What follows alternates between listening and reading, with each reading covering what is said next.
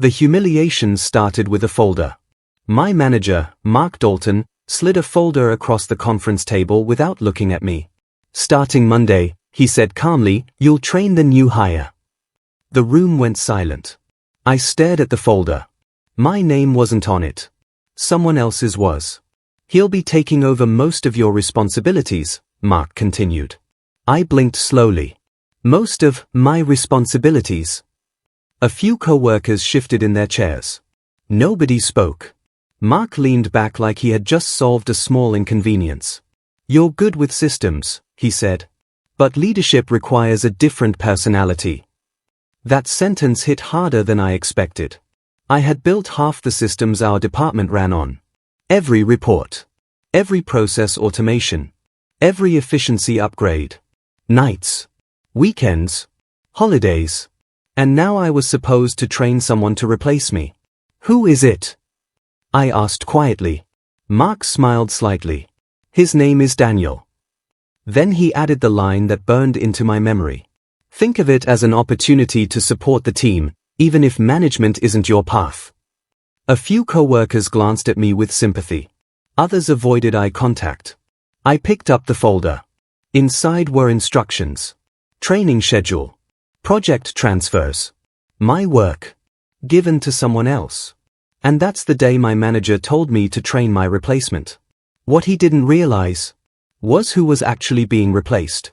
My name had been passed over before. Twice. Both times Mark told me the same thing. Timing.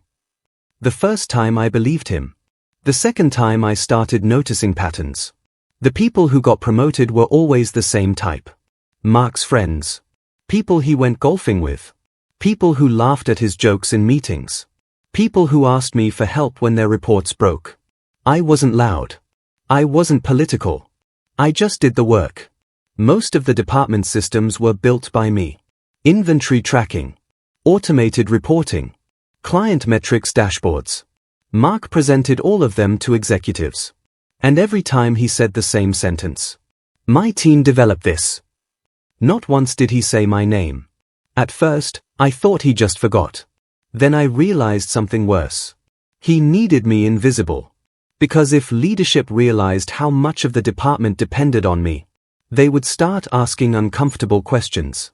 Questions like, why isn't the person doing all this work managing the department? So instead, Mark kept me where I was. Useful. Quiet. Replaceable. At least that's what he thought. Because 3 days later, my replacement walked into the office. Daniel didn't look like someone about to take my job. He looked observant. Mid-30s. Calm. Professional. He shook my hand firmly. "Daniel Reyes," he said. "Alex Carter," I replied. Mark walked in behind him, clapping his hands together. "Perfect," he said. "Alex will get you up to speed." Daniel glanced around the office slowly. His eyes noticed everything. Screens. Whiteboards. Project trackers. He wasn't nervous like most new hires. He looked curious. Mark continued talking. "Daniel will be stepping into a more strategic role soon." Strategic. That was the word Mark used when someone replaced you. I forced a small smile. "Let's start with the reporting system," I told Daniel. We walked to my desk. As I opened the dashboards, Daniel leaned closer. "You built this?" he asked quietly. "Most of it."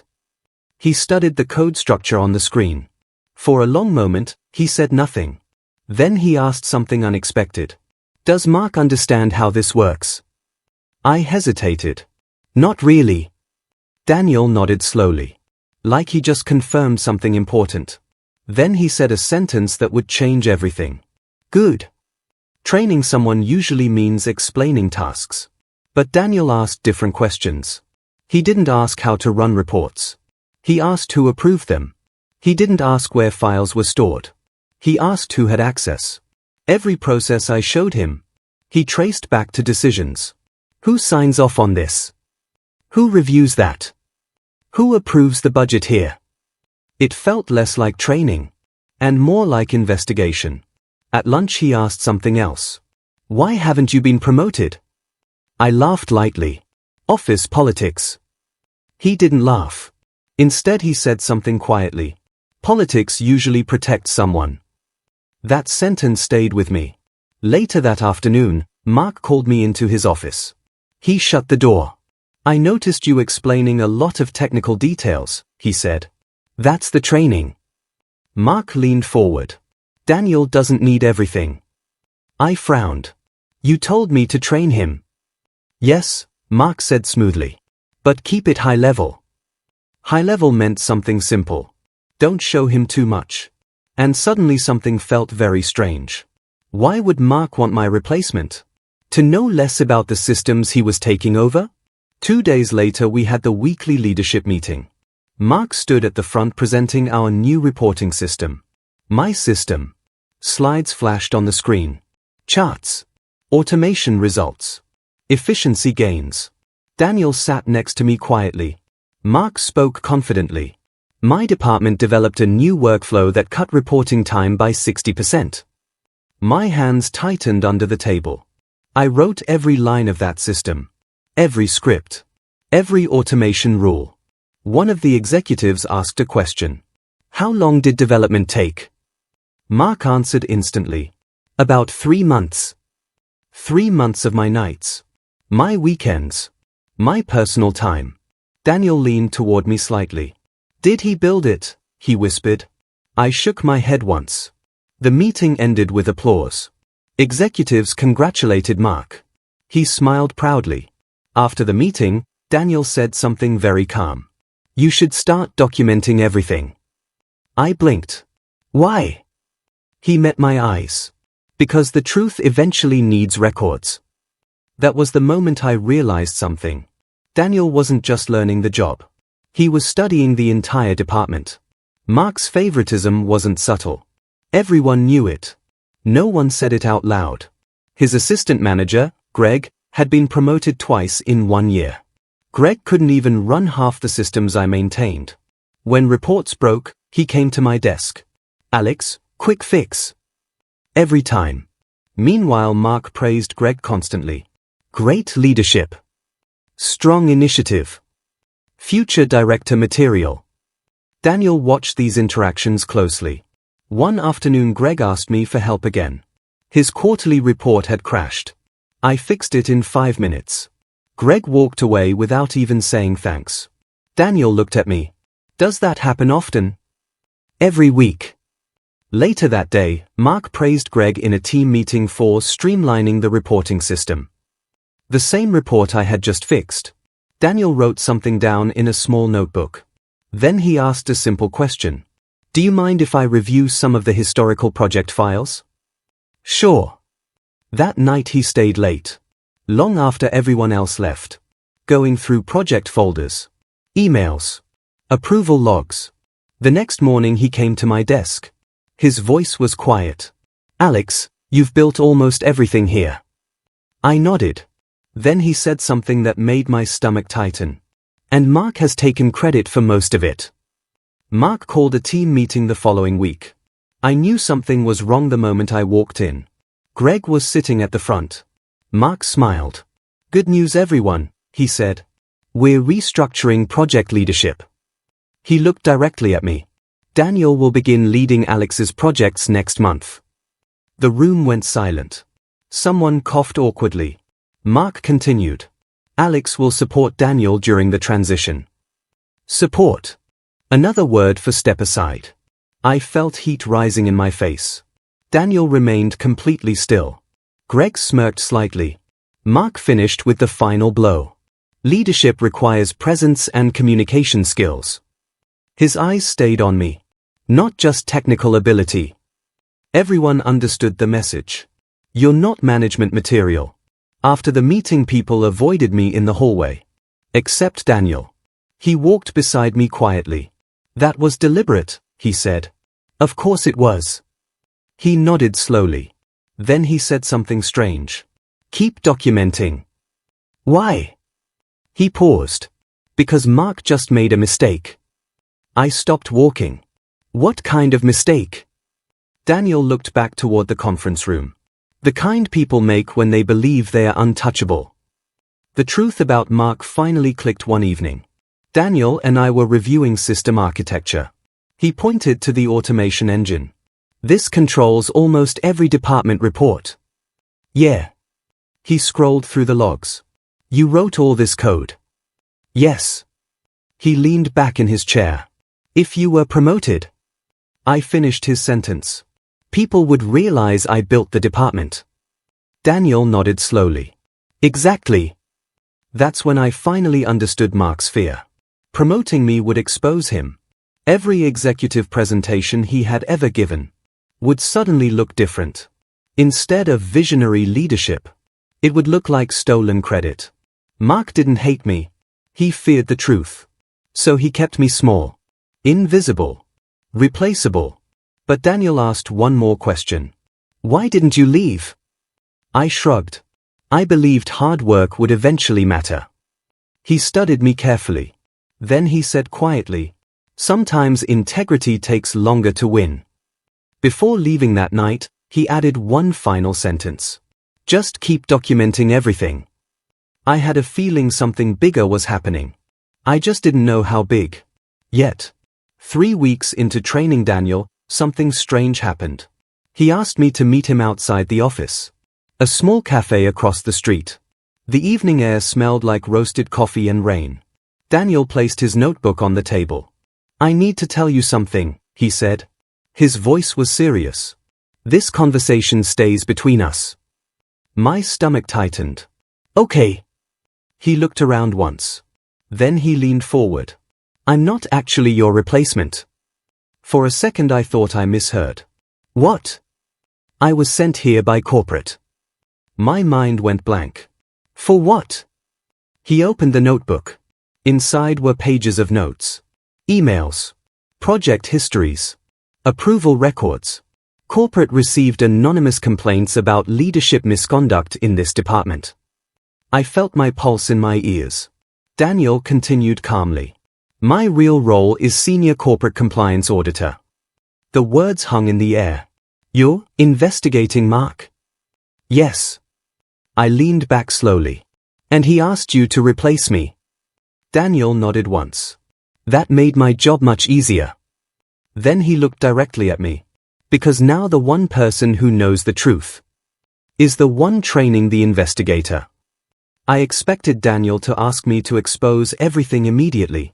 He didn't. Instead he said something surprising. We move slowly. Why? Because the strongest cases are built with patience. Over the next weeks, we began documenting quietly. Not revenge. Evidence. Emails where Mark claimed ownership of my work. Promotion records showing favoritism. Budget approvals routed through Greg without oversight. Daniel never told me what to write. He just asked careful questions. What happened after this meeting? Who approved that change? Did anyone else witness this? The more we looked, the bigger the pattern became. Mark wasn't just taking credit. He was manipulating promotions to keep loyal people above him. People who wouldn't question him. Meanwhile, he kept the real work hidden under employees like me. Daniel organized everything like puzzle pieces. Every document connected to another. Every story matched an email. One night he closed his laptop slowly. This is bigger than we thought. How big? He met my eyes. Big enough that corporate leadership will need to get involved. And suddenly the situation had shifted. This wasn't about my job anymore. It was about the entire department.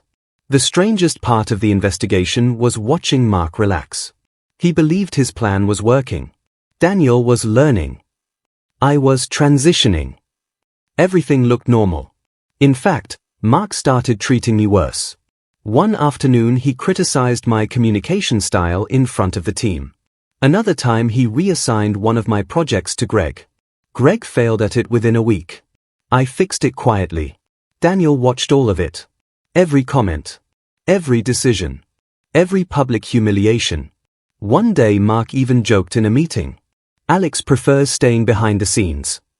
The room laughed politely. Daniel didn't. Later he told me something important. People reveal their true behavior when they believe no one is evaluating them. Mark believed the opposite. He believed he was untouchable. Because the person evaluating him was sitting in the room pretending to be a trainee. And the person Mark had been undermining for 2 years was quietly helping document everything. The power balance had completely flipped. Mark just didn't know it yet. The first crack appeared during a budget review. Daniel asked a simple question in the meeting.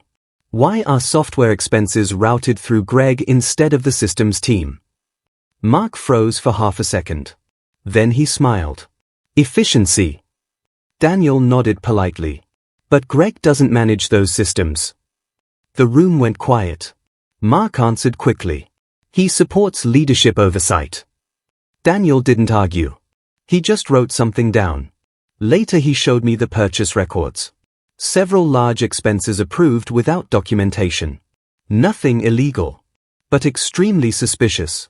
Is this normal? Daniel asked. No. He leaned back slowly. Interesting. That night Daniel sent a formal request to corporate finance for deeper review. Mark didn't know it yet. But the investigation had officially expanded. From leadership behavior to financial oversight. And once finance gets involved, things move much faster. The next morning Mark walked into the office smiling. Completely unaware. 2 months after Daniel arrived, corporate scheduled a leadership review meeting. Mark was excited. He thought it was routine. A chance to show off department results. He even asked me to prepare the performance data. My systems make the department look great, he said proudly. He didn't realize something ironic. The same systems he took credit for were now documenting everything. Daniel reviewed the reports carefully. Every metric. Every timeline. Every approval. Then he added something small. A detailed appendix. Documentation. Audit trails. Decision records. Mark never read appendices. The night before the meeting Daniel told me something quietly. Tomorrow is the turning point. My chest tightened. What happens tomorrow? He closed his laptop. Corporate leadership will finally see the full picture. I thought about the past 2 years. The humiliation. The stolen credit. The quiet frustration. Daniel stood up to leave. Then he said one final sentence. And Mark still thinks you're the one being replaced. The leadership review meeting felt different the moment I walked in. Normally these meetings were small. Just Mark, a few managers, and one executive on video call. This time there were 6 executives in the room. 2 people from corporate finance. And someone from HR. Mark didn't seem worried. In fact, he looked excited. He believed this meeting would prove his department was thriving. He even slapped my shoulder before it started. Your reports make us look good, he said proudly. I forced a smile. Daniel sat quietly across the table, flipping through the printed report. Mark began his presentation. Charts appeared on the screen. Performance metrics. Efficiency improvements. Budget control. Everything looked impressive. Because the systems I built made the department run well. Executives nodded. Mark spoke confidently, like a man who believed the room belonged to him. Then one executive interrupted. Before we continue, she said calmly, we'd like to review the supporting documentation. Mark waved toward the printed reports. Everything you need is in the appendix. She opened the folder slowly. Daniel watched her carefully. The room became very quiet. And that's when the first uncomfortable question appeared.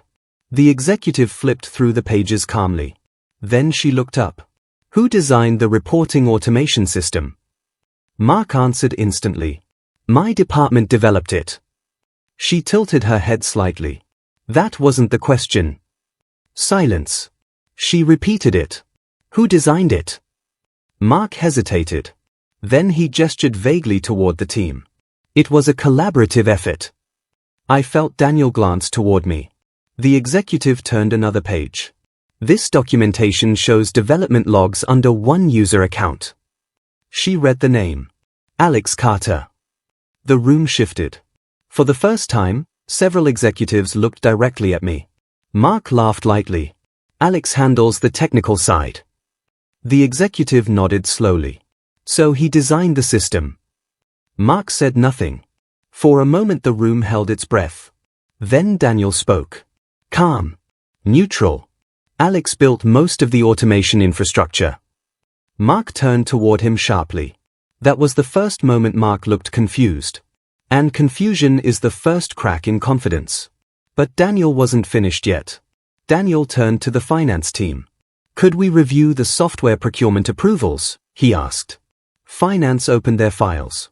Mark shifted in his chair. This isn't really necessary, he said casually. But the finance manager was already speaking. Several purchases were approved through Greg's authorization. Greg sat up quickly. That's normal. Finance shook their head.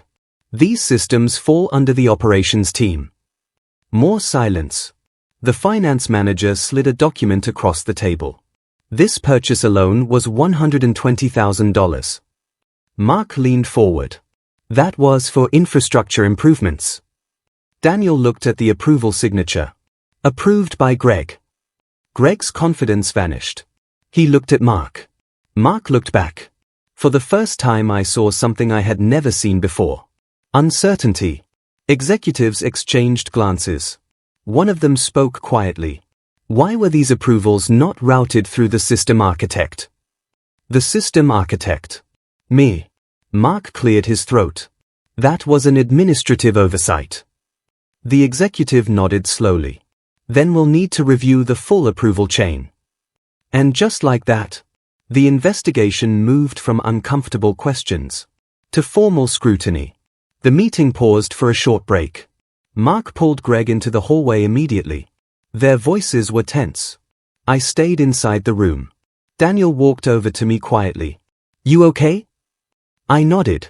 But my hands were shaking slightly. For 2 years I had watched Mark control every meeting. Now the room felt different. Like gravity had shifted. Mark returned 10 minutes later. His smile looked forced now. The meeting resumed. Another executive spoke. We've also reviewed project ownership records. Mark nodded confidently. Yes, our department has led several successful initiatives.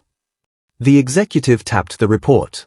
Interestingly, most development entries list Alex Carter.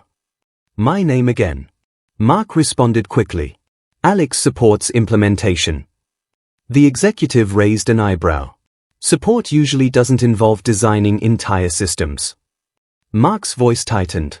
Well, leadership involves coordinating talent. That answer didn't satisfy anyone. The room grew colder. Then Daniel placed a document on the table. I believe this email thread might help clarify roles. Mark looked at the printed email. And the color slowly drained from his face. The email was from 2 years ago. Mark had sent it to the executive team. The subject line read, New Automation System Proposal. The content explained how he designed a new reporting infrastructure. Except the attachment contained something interesting. Original development notes. With my name on every file. Timestamped weeks before Mark's proposal email. The executive read the documents quietly. Then she looked up. So the system already existed. Mark opened his mouth. Closed it. Then tried again. That was an early draft. Daniel spoke calmly.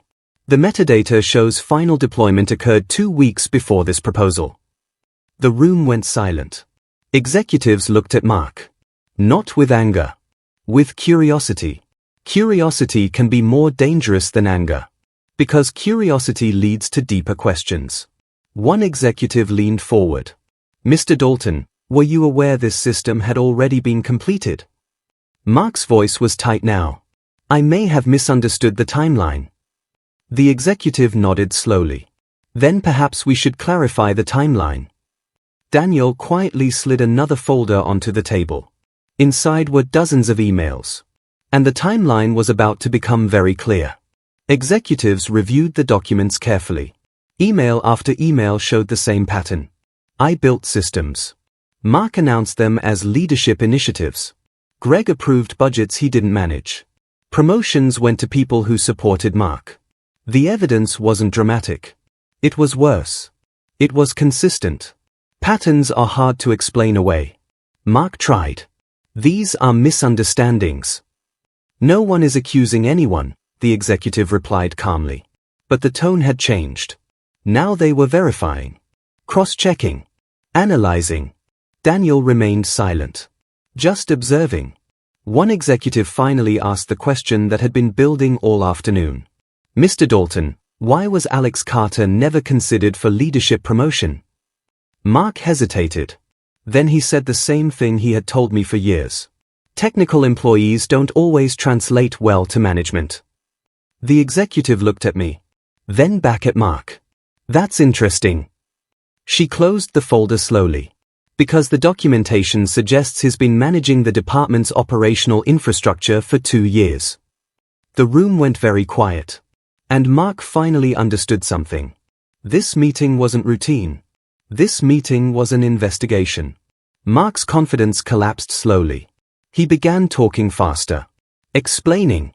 Deflecting. Every explanation created another question. Every question revealed another document. Daniel never raised his voice. He simply clarified timelines, verified facts, connected evidence. Executives listened. For the first time in years, Mark wasn't controlling the narrative. He was reacting to it. Finally he said something desperate. This department runs efficiently because of my leadership. The executive nodded thoughtfully. That may be true. Then she turned to me. Alex, could this department function without the systems you built? I answered honestly. No. Mark stared at me. Executives exchanged glances again. Then one of them said something simple. We'd like to understand the organizational structure better. Daniel stood up slowly.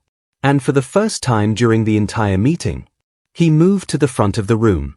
Mark frowned. Confused. Because Daniel was about to stop being the new hire. Daniel stood calmly at the front of the conference room. The projector light reflected off the screen behind him. He didn't look nervous. He looked prepared. Mark spoke first. Daniel, that won't be necessary. Daniel didn't respond. Instead he addressed the executives. Thank you for allowing me to complete the preliminary review. Preliminary review. The words hung in the air. Mark frowned. What review? Daniel turned toward him slowly. For the first time since arriving, his voice carried authority. My name is Daniel Reyes. He paused. Senior Director of Corporate Compliance. The room went completely silent. Mark blinked. What? Daniel continued calmly. I was assigned here following multiple reports regarding leadership conduct and departmental governance. Mark's face went pale. Greg looked like he might faint. Executives already knew. But the rest of the room didn't. Daniel turned to the screen behind him. And unfortunately, the evidence we collected raises serious concerns. Mark's voice cracked. You set me up. Daniel looked at him calmly. No. He gestured toward the documents. You did. And then the real presentation began. The lights dimmed. Daniel's slides appeared on the screen. Timeline charts. Project ownership logs. Email records. Budget approvals. Promotion history. The story of the department unfolded in cold, undeniable data. For 2 years. Mark claimed credit for projects built by others. Greg approved budgets outside his authority. Qualified employees were blocked from advancement. Executives watched silently. No one interrupted. Because the pattern was now obvious. Daniel finished the final slide. Based on this review, we recommend a full corporate audit. Mark stood up suddenly. This is ridiculous. His voice echoed through the room. Executives didn't react. One of them simply said, the audit has already begun. Mark froze. The room felt heavy now. Reality was catching up to him. But the worst part wasn't the evidence. The worst part was what the executive said next. Pending the results of the audit, leadership changes may be necessary. Leadership changes. Mark understood those words perfectly. But the final blow hadn't landed yet. Because corporate still had one more decision to announce. 2 weeks later, corporate leadership returned. This time the meeting included HR and legal. The full audit results were complete. Daniel stood beside the executives. Mark sat across from them. He looked exhausted. The lead executive spoke calmly. The audit confirmed systematic misrepresentation of project ownership. She turned to Mark. While not criminal, the conduct violates corporate leadership standards. Mark said nothing. Greg had already resigned. Several managers were reassigned. The department structure was being rebuilt. Then the executive said something else.